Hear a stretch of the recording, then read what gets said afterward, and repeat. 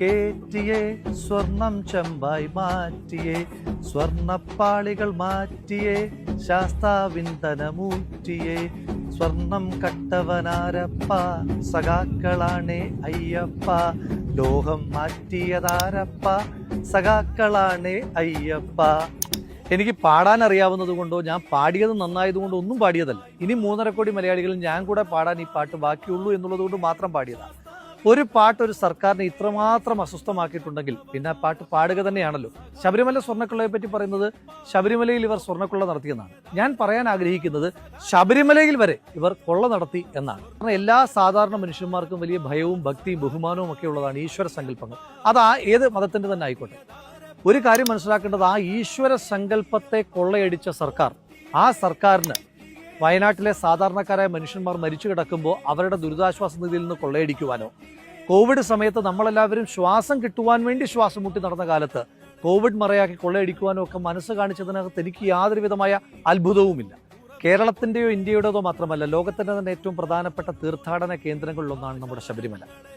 ഒരയ്യപ്പ വിശ്വാസി 41 ദിവസത്തെ അതികഠിനമായ വ്രതം നോറ്റ് കാനനപാതയിലൂടെ കല്ലും മുള്ളും താണ്ടി കരിമലയും നീലിമലയും അടക്കമുള്ള 18 മലകൾ താണ്ടി 18 മലകളുടെ അധിപനായ അയ്യപ്പനെ തൊഴുതു വണങ്ങുവാൻ 18 പടികൾ കടന്ന് ശ്രീകോവിലിനുള്ളിലേക്ക് നോക്കുമ്പോൾ നമ്മൾ ഓരോരുത്തരും കാണുന്നത് അയ്യപ്പനെയാണ് എങ്കിൽ, ആ പടി കടന്നെത്തുന്ന ഒരു CPM-ന്റെ നേതാവ് കാണുന്നത് ആ അയ്യപ്പനിൽ പൊതിഞ്ഞിരിക്കുന്ന തങ്കത്തിന്റെ തൂക്കമാണ് എന്ന് ഈ ദിവസങ്ങൾ തെളിയിക്കപ്പെട്ടുകൊണ്ടിരിക്കുകയാണ്. ക്ഷേത്രത്തിൽ പോയിട്ടുള്ള ആളുകൾക്കറിയാം, ശ്രീകോവിലിന് പുറത്ത് ദ്വാരപാലക ശില്പങ്ങൾ ഉണ്ടാകാറുണ്ട്.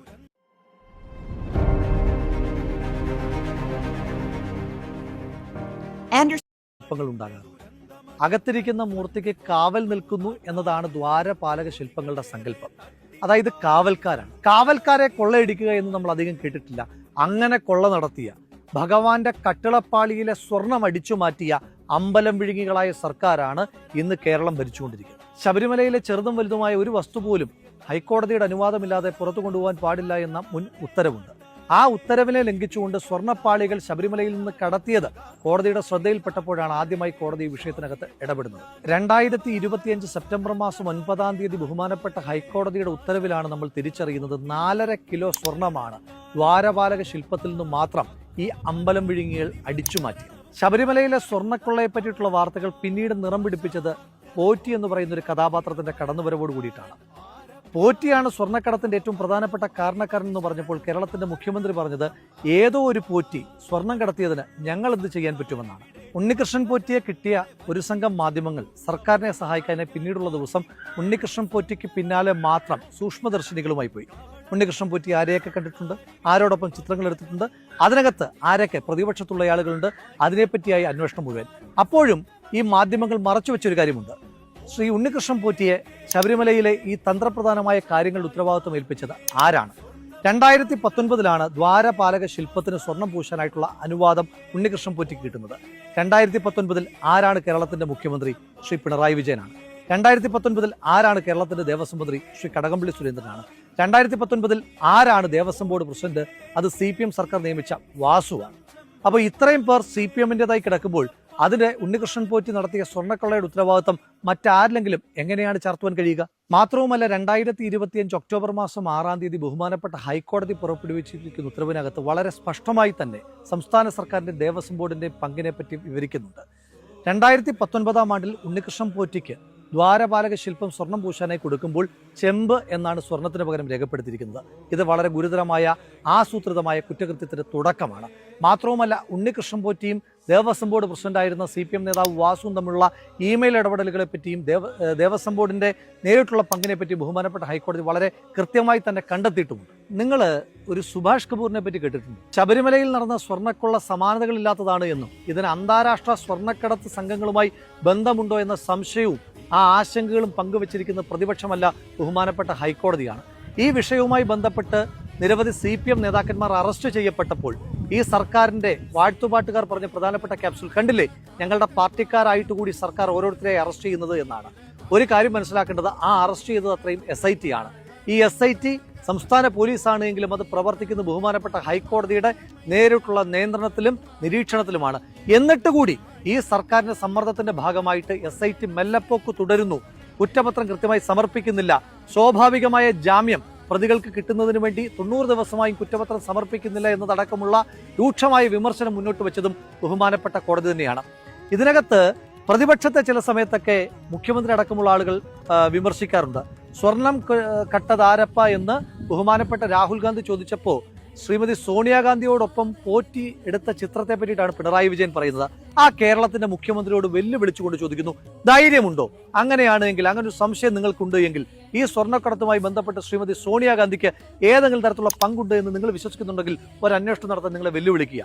പിന്നെ പറയുന്നത് ബഹുമാനപ്പെട്ട അടൂർ പ്രകാശിനോടൊപ്പം ഈ പോറ്റി, സ്വർണം കടത്തിയ പോറ്റി ചിത്രമെടുത്തു എന്നുള്ളതാണ്. ഇവിടെ ചോദ്യം, പോറ്റിക്കൊപ്പം ആരൊക്കെ ചിത്രമെടുത്തു എന്നുള്ളതാണോ ഒഫൻസ്? പോറ്റി ആരുടെ സഹായത്താൽ സ്വർണം കടത്തി എന്നുള്ളതാണോ? ഒപ്പമുള്ള ചിത്രത്തെ പറ്റി ഞാനൊരു വാചകം പറയാം. ഒരാളോടൊപ്പം ചിത്രമെടുത്താൽ ആ ചിത്രമെടുത്തയാൾ ചെയ്ത എല്ലാ കൊള്ളരുതായ്മകളും നമ്മുടെ പേരിലാകുന്നത് എങ്ങനെ? ഇതെന്റെ ചോദ്യമല്ല. സ്വപ്ന സുരേഷുമൊത്തുള്ള വളരെ അടുത്തിടപഴകിയുള്ള ചിത്രം പുറത്തു വന്നപ്പോൾ കേരളത്തിന്റെ മുഖ്യമന്ത്രി പിണറായി വിജയൻ അദ്ദേഹത്തെ ന്യായീകരിക്കുവാൻ വേണ്ടി പറഞ്ഞ വാചകമാണ്. ഇതെന്തുകൊണ്ടാണ് മറ്റുള്ളവർക്ക് ബാധകമാകാത്തത്? മാത്രമല്ല 2019 മുതൽ നടന്ന സ്വർണ്ണക്കൊള്ള.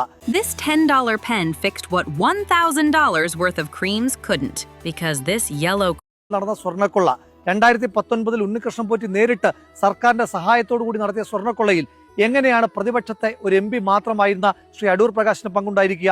മാത്രമല്ല SIT ഒരു സംശയം ചോദിച്ചപ്പോൾ ചോദ്യം ചെയ്യലിന്റെ നോട്ടീസ് പോലും കൊടുക്കാതെ SITക്ക് മുന്നിൽ പോയി ധൈര്യത്തോടു കൂടി മറുപടി പറഞ്ഞ വ്യക്തിയാണ് ശ്രീ അടൂർ പ്രകാശ്. അത് കഴിഞ്ഞ് മാസം കുറയായല്ലോ. എന്തുകൊണ്ടാണ് നിങ്ങളുടെ പോലീസിന് അടൂർ പ്രകാശിനെ അറസ്റ്റ് ചെയ്യാൻ കഴിയാത്തത്? കാരണം അദ്ദേഹത്തിന്റെ കയ്യിൽ ഈ സ്വർണം കടത്തിയതിന്റെ ചെളി പറ്റിയിട്ടില്ല എന്നുള്ള കാര്യം നിശ്ചയമാണ്. നിങ്ങളൊരു കാര്യം മനസ്സിലാക്കേണ്ടതായിട്ടുണ്ട്. എങ്ങനെയാണ് ഇതിന്റെ രാഷ്ട്രീയ ഉത്തരവാദിത്വത്തിൽ നിന്ന് CPMന് മാറുവാൻ കഴിയുക? അതിന് ഒരുപാട് രേഖകൾ വന്നിട്ടുണ്ട്.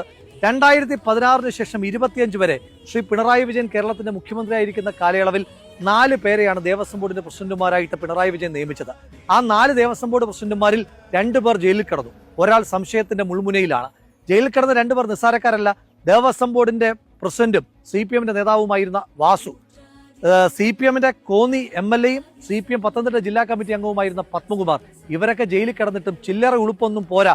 ഏതോ ഒരു ചിത്രം കാണിച്ചിട്ട് പോറ്റിയും അടൂർ പ്രകാശും തമ്മിലുള്ള ബന്ധത്തെപ്പറ്റി ഇങ്ങനെ സമാന്തര രേഖകൾ വരച്ച് നിങ്ങൾക്ക് ഒരു സഖ്യം രൂപീകരിക്കാനായി. കടകംപള്ളി സുരേന്ദ്രന്റെ നിരവധി തവണ SITക്ക് ചോദ്യം ചെയ്യുവാൻ നിർബന്ധിതമായ സാഹചര്യമുണ്ടായി. ഉണ്ണികൃഷ്ണൻ പോറ്റിയെ ശബരിമലയിലെ തന്ത്രപ്രധാനമായ പദവികളിലേക്ക് എത്തിച്ചതും ഈ സ്വർണ്ണക്കൊള്ളയിലുമൊക്കെ പങ്കുണ്ടായിട്ടും അയാളെ ഇതുവരെ അറസ്റ്റ് ചെയ്യുവാൻ ഈ സംസ്ഥാന സർക്കാർ തയ്യാറായില്ല. അന്വേഷണം മന്ത്രിയിലേക്ക് നീളുന്നു എന്ന ഘട്ടം വന്നപ്പോഴാണ് തന്ത്രിയെ ഈ സർക്കാർ അറസ്റ്റ് ചെയ്ത് വാർത്തയുടെ റൂട്ട് മാറ്റുവാൻ ശ്രമിച്ചത്. തന്ത്രി ഒരു കുറ്റം ചെയ്തിട്ടുണ്ടെങ്കിൽ തന്ത്രിയെ അറസ്റ്റ് ചെയ്യണമെന്നുള്ള കാര്യത്തിൽ എനിക്ക് തർക്കമൊന്നുമില്ല. പക്ഷേ നിങ്ങൾ അറസ്റ്റ് ചെയ്ത് ജയിലിലടച്ചതിന് ശേഷം കോടിക്കണക്കിനായ അയ്യപ്പ വിശ്വാസികളുടെ സങ്കല്പത്തിന്റെ ഭാഗമായ തന്ത്രിക്കെതിരായിട്ട് എന്ത് തെളിവാണ് നിങ്ങൾക്ക് കോടതിയിൽ സമർപ്പിക്കുവാൻ കഴിഞ്ഞത്? നിങ്ങൾ കൊടുത്ത എല്ലാ ഫോൾസ് അലിഗേഷൻസിനെയും റദ്ദ് ചെയ്തുകൊണ്ട് ബഹുമാനപ്പെട്ട കോടതി തന്ത്രിക്ക് ജാമ്യം കൊടുക്കുമ്പോൾ 2 വട്ടമാണ് തന്ത്രിക്ക് അനുകൂലമായി പറഞ്ഞത്. ഒന്ന് പറഞ്ഞത് there is not even an iota of evidence against തന്ത്രി എന്നാണ്. രണ്ടാമത് പറഞ്ഞിരിക്കുന്നത് there is nothing on record against തന്ത്രി എന്നാണ്. എന്നിട്ടും നിങ്ങൾ തന്ത്രിയെ അറസ്റ്റ് ചെയ്തതിന് കൃത്യമായി 2 കാരണങ്ങളുണ്ട്. ഒന്ന്, പത്മകുമാർ പറഞ്ഞൊരു വാചകമാണ്. പത്മകുമാർ പറഞ്ഞു, ദൈവതുല്യനായ ആള് പറഞ്ഞാൽ പിന്നെ എന്താണ് ചെയ്യുക എന്ന്. ഒരു കാര്യം എല്ലാ മനുഷ്യന്മാർക്കും അറിയാം, പത്മകുമാറിന്റെ ദൈവവും ദൈവതുല്യനും അത് അയ്യപ്പനുമല്ല തന്ത്രിയുമല്ല, അത് പിണറായി വിജയനാണ്. 2, മന്ത്രിയിലേക്ക് നീളേണ്ടുന്ന അറസ്റ്റിനെ വഴിതെറ്റിക്കുവാൻ, വാർത്ത മാറ്റുവാൻ വേണ്ടിയിട്ടാണ് തന്ത്രിയെ അറസ്റ്റ് ചെയ്തത്. അതിനും വിശ്വാസികൾ നിങ്ങളോട് ചോദ്യം ചോദിക്കുക തന്നെ ചെയ്യും. വിശ്വാസ സംബന്ധമായ ഒന്നിന്റെയും മൂല്യം നമുക്ക് വില കൊണ്ട് നിശ്ചയിക്കുവാൻ കഴിയില്ല. അതുകൊണ്ടാണല്ലോ മെക്കയിൽ നിന്ന് കൊണ്ടുവരുന്ന സംസം വെള്ളവും വത്തിക്കാനിൽ നിന്ന് മാർപ്പാപ്പ വാഴിച്ചു കൊണ്ടുവരുന്ന ഒന്നും നമുക്ക് വിലമതിക്കുവാൻ കഴിയാത്തതായി മാറുന്നത്. അതുപോലെ തന്നെയാണ് അയ്യപ്പന്റെ പൊന്നും. അയ്യപ്പന്റെ പൊന്നിന്റെ വില കണക്കാക്കുന്നത് ഗ്രാമിലല്ല. 1 ഗ്രാമിന് കോടിക്കണക്കിന് രൂപ കൊടുക്കുവാൻ മനുഷ്യന്മാരുള്ള ഒരു നാട്ടിൽ അയ്യപ്പന്റെ കിലോ കണക്കിന് സ്വർണം അടിച്ചു മാറ്റിയ ഒരു സർക്കാരിന് എത്ര ആയിരം കോടി രൂപയായിരിക്കും അതിലൂടെ കൊള്ളമുതലായി വന്നു ചേർന്നിട്ടുണ്ടാവുക. പഞ്ചാഗ്നി മധ്യേ തപസ്സു ചെയ്താലുമീ പാപകർമ്മത്തിൻ പ്രതിക്രിയയാകുമോ? അദ്വൈതം എന്ന് പറയുന്ന മലയാള സിനിമയിലെ പാട്ടിന്റെ ഈ വരികൾ എഴുതി വെച്ചിട്ടാണ് ജസ്റ്റിസ് ബദറുദ്ദീന്റെ ബെഞ്ച് ശബരിമലയിൽ നടന്ന സ്വർണ്ണക്കൊള്ളയുടെ ഭീകരത, ആ പാപത്തിന്റെ കറയെപ്പറ്റി കൃത്യമായി പരാമർശിച്ചു വെച്ചിരിക്കുന്നത്. ആ പാട്ടിൽ പറഞ്ഞിരിക്കുന്നത് പോലെ നിങ്ങൾ ഏതൊരു അഗ്നിയിൽ നിന്ന് തപസ് ചെയ്താലും നിങ്ങൾ ചെയ്ത പാപത്തിന്റെ കറ, വിശ്വാസികളെ വഞ്ചിച്ചതിന്റെ കറ, വിശ്വാസത്തെ വഞ്ചിച്ചതിന്റെ കറ, അയ്യപ്പനെ വിറ്റതിന്റെ കറ, അവിടുത്തെ തങ്കവിഗ്രഹം പോലും അവിടെ ഉണ്ടോ എന്ന് ഓരോ വിശ്വാസികളും സംശയത്തോടെ ചിന്തിക്കുന്ന ആ ആശങ്കയുടെ വില, ഇതിനും ജനങ്ങൾ ബാലറ്റിലൂടെ തന്നെ മറുപടി പറയുക തന്നെ ചെയ്യും.